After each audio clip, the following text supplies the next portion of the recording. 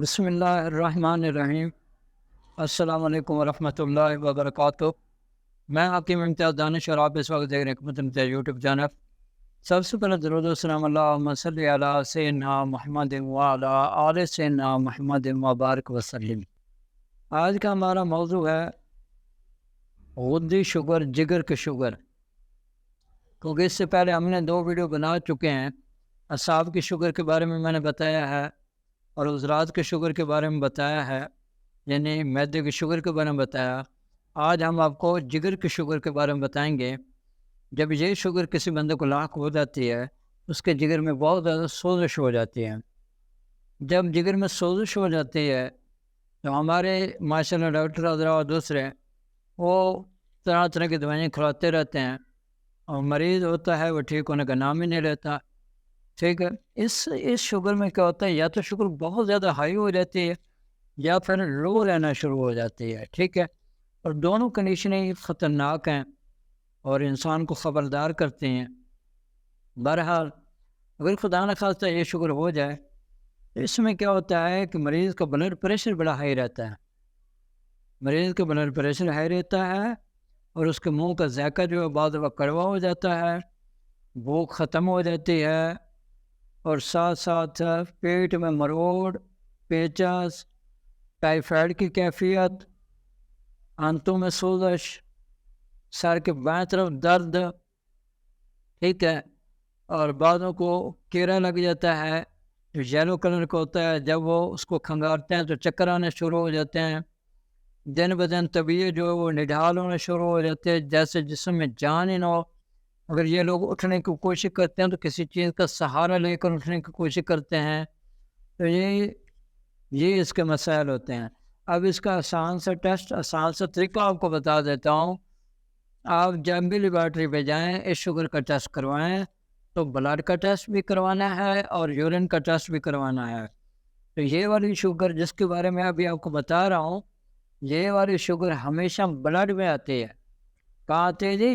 ہمیشہ بلڈ میں آتی ہے، یورین میں نہیں آتی، بالکل نہیں آتی یورین میں۔ یہ اگر آپ کی یورین میں یہ شوگر نہیں آ رہی، صرف آپ کو بلڈ میں آ رہی ہے، تو آپ ہم سے رابطہ کریں، انشاءاللہ تعالی ہم آپ کے مزاج کے مطابق دوائی بنا کے دیں گے۔ 3 ماہ میرے کہنے پہ آپ یہ میڈیسن استعمال کر لیں، اللہ کے حکم سے ساری زندگی کے لیے آپ کی شوگر ختم ہو جائے گی۔ ٹھیک ہو گیا میرے بھائی؟ یہ کچھ لوگوں نے یہ وتیرہ بنایا ہوا ہے کہ شوگر کا علاج نہیں ہے، شوگر کا علاج ساری زندگی کے لیے ہے، فلاں فلاں فلاں پتہ نہیں کیا کیا کہتے رہتے۔ او بھائی، یہ لب لبے کا مرض ہے، لب لبے میں یہ بگاڑ پیدا ہوتا ہے تو یہ شوگر ہو جاتی ہے۔ لب لبا ٹھیک ہو جائے، جیسے باقی اعضائیں، اگر خدا نخواستہ آپ کی آنکھ خراب ہو جاتی ہے، آپ اس کے علاج کریں وہ ٹھیک ہو جاتی ہے۔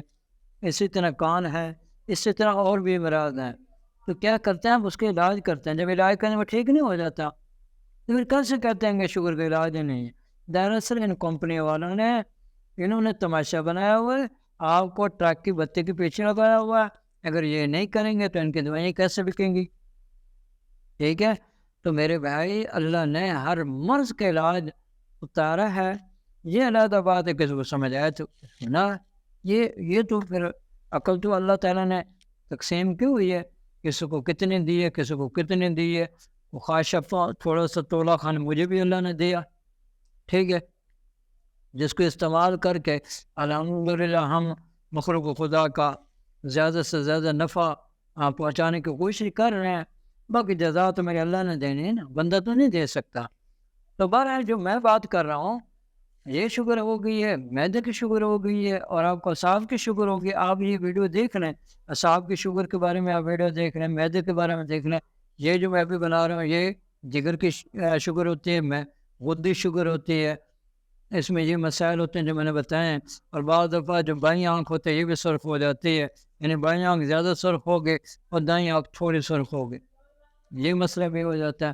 تو بہرحال کافی سارے، یعنی کہ اس میں پیچیدگیاں تو پیدا ہو جاتے ہیں، پھر کمزوری بہت زیادہ ہوتی ہے اس میں تو نا۔ یہ جو شوگر ہے، اس میں اتنی کمزوری ہو جاتی ہے تو بندے کی خواہش ختم ہو جاتی ہے۔ سمجھ نہیں میری بات کو؟ یعنی جب آپ کی خواہش ختم ہو جاتی ہے، تو بہرحال اگر آپ چاہتے ہیں کہ آپ کا علاج ہو جائے اس کے لیے میں جو استعمال کرواتا ہوں، میں نے اپنے وہ نسخے ترتیب لیا 6 ملین جدید، ٹھیک ہے، یہ 1000 ملی گرام کا کیپسول صبح شام استعمال کرواتا ہوں۔ صفوف اعصابی غدے، یہ صرف اور صرف دن کے وقت استعمال کرواتا ہوں، اور اس کے ساتھ کیپسول یا کوئی معجون بنا کے دیتا ہوں، وہ استعمال کرواتا ہوں، الحمدللہ مریض ٹھیک ہو جاتے ہیں۔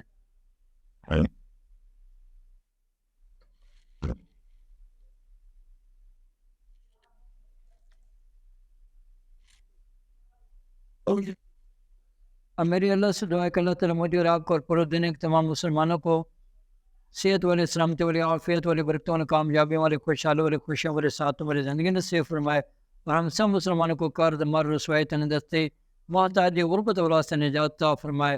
آمین۔ وآخر دعوانا ان الحمد للہ رب العالمین۔